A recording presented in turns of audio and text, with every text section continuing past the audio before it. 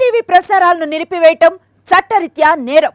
సాక్షి TV ప్రసారాల కోసం మీ స్థానిక cable ఆపరేటర్ను వెంటనే సంప్రదించండి. DTH లో ఇంటర్నెట్ లో కూడా సాక్షి టీవీ ప్రసారాలను వీక్షించవచ్చు. మోంతా తుఫాన్ ప్రభావంతో సముద్రం అల్లకల్లోలంగా మారి రాకాసి అలలు ఎగసి పడుతుంటే ఉప్పాడ తీరాల సమీప గ్రామాల ప్రజలు మాత్రం దువ్వెన చేతిలో పెట్టుకుని సముద్ర తీరానికి వెళ్లారు. బంగారం కోసం అన్వేషించడం ఆసక్తిగా మారింది. నిజంగా సముద్రంలో బంగారం ఉంటుందా, ఇసుకతో పాటు బంగారం కూడా కొట్టుకొస్తుందా అనే సందేహాలు ఇప్పుడు చక్కర్లు కొడుతున్నాయి. ఇంతకీ సముద్రంలో బంగారం ఉంటుందా లేదా అనేది national institute of oceanography regional director శర్మతో మా ప్రతినిధి అనిల్ మాట్లాడారు. ఒకసారి చూద్దాం. మోంతా తుఫాను ప్రభావంతో ఓవైపు అలలు ఎగసి పడుతుంటే మరోవైపు ఉప్పాడ తీరంలో ఆసక్తికర సంఘటన చోటు చేసుకుంది.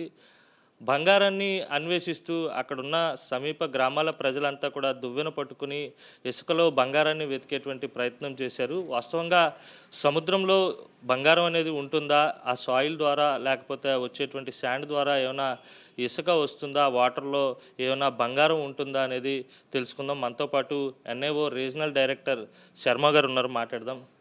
సార్, వాస్తవంగా బంగారం అనేది ఏమైనా సముద్ర గర్భంలో ఉంటుందా? చాలామంది దువ్వెనలు పట్టుకొని ఆ బ్లాక్ శాండ్ అంతా కూడా వెతుకుతున్నటువంటి పరిస్థితి ఉంది. ఏమైనా అలాంటి అవకాశం ఉందా? యాక్చువల్గా సముద్రపు నీటిలో కొంత బంగారం అన్నది ఉంటుంది. అది సముద్రపు నీటిలో కరిగిపోయి ఉంటుంది. అది చాలా తక్కువ అమౌంట్ ఉంటుంది. చాలా మనకి 0.10 సున్నాలు పెట్టిన తర్వాత అంత తక్కువ అమౌంట్ యాక్చువల్గా బంగారం అన్నది నీళ్ళలో ఉంటుంది.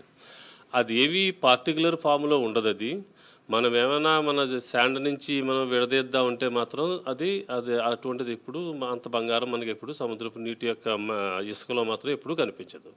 ఉన్నది నీళ్ళలో ఉంటుంది. దాన్ని తీయడం కూడా అంత ఈజీ కాదు. చాలా క్లిష్టమైన కెమికల్ పద్ధతులు వాడితే దాన్ని తీయచ్చు. దాన్ని తీయడానికి అయ్యే ఖర్చు, దాని బదులు మనం 10 రెట్లు మనం బంగారం బయట కొనుక్కునే ఎంత అవుతుందో అంత ఖర్చు అవుతుంది. అది అంటే ఒక రకమైన బ్లాక్ శాండ్ ఒకటి బయటకు వస్తుంది సార్ సముద్రం నుంచి. ఆ శాండ్లోనే గోల్డ్ ఉంటుంది అనేది అక్కడ ఉన్నవారంతా ఒక నమ్మకంగా భావించి వారంతా దువ్వెంతో ఆ శాండ్ని బాగా ఫిల్టర్ చేసి చూస్తున్నటువంటి పరిస్థితి ఉంది.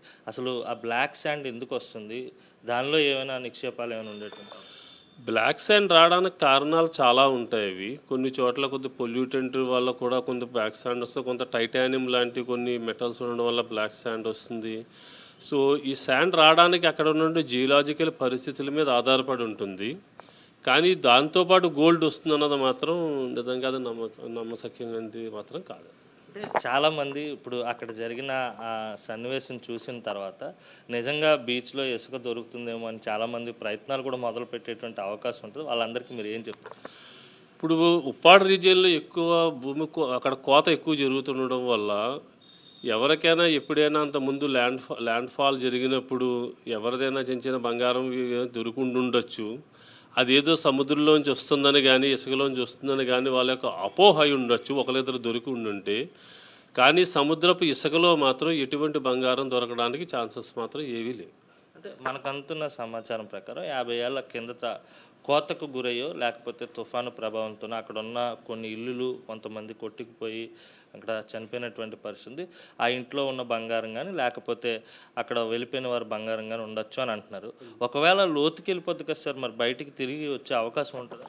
అంటే ఇప్పుడు మన సైక్లోన్స్ లాంటివి వచ్చినప్పుడు కరెంట్స్ చాలా ఉధృతంగా ఉండడం వల్ల ఆ పైన ఇసుకని అదంతా అది కొట్టుకుపోవడం వల్ల కిందనున్న పైకి రావడానికి ఛాన్సెస్ ఉండొచ్చు కొంతవరకు, కొన్ని సెంటీమీటర్స్ వరకు, బాగా లోతుకు వెళ్ళిపోయినవి కాకుండా. అటువంటివి ఏమైనా మనుషుల ద్వారా తయారు చేసినటువంటి ఏమైనా వెనక్కి రావాలి, కానీ అది సముద్రం నుంచి మాత్రం రావడానికి అవకాశం లేదు. ఇది మొత్తం మీద సముద్రంలో ఆ నీటిలో బంగారం మిళితమై ఉంటుంది, కానీ ఆ బంగారాన్ని బయటకు తీయడానికో లేకపోతే పదార్థ రూపంలోనో ఉండదని NIO డైరెక్టర్ శర్మ గారు చెప్తున్నారు. మరోవైపు ఎవరిదైనా బంగారం సముద్రంలోకి వివిధ కారణాల దృష్ట్యా కొట్టుకొని వెళ్ళిపోతే అది సైక్లోన్ సందర్భాల్లో తిరిగి రావచ్చే తప్ప బంగారాన్ని సముద్రం నుంచి తీస్తేనో లేకపోతే ఆ వచ్చేటువంటి శాండ్లోనో బంగారం ఎట్టి పరిస్థితుల్లో ఉండదనేది స్పష్టత ఇస్తున్నారు. వీడియో జర్నలిస్ట్ అప్పలదాస్తో కలిసి అనిల్, సాక్షి టీవీ, విశాఖ నుంచి. సాక్షి టీవీ ప్రసారాలను నిలిపివేయడం చట్టరీత్యా నేరం. సాక్షి టీవీ ప్రసారాల కోసం మీ స్థానిక కేబుల్ ఆపరేటర్ని వెంటనే సంప్రదించండి. DTH లో ఇంటర్నెట్ లో కూడా సాక్షి టీవీ ప్రసారాలను వీక్షించవచ్చు.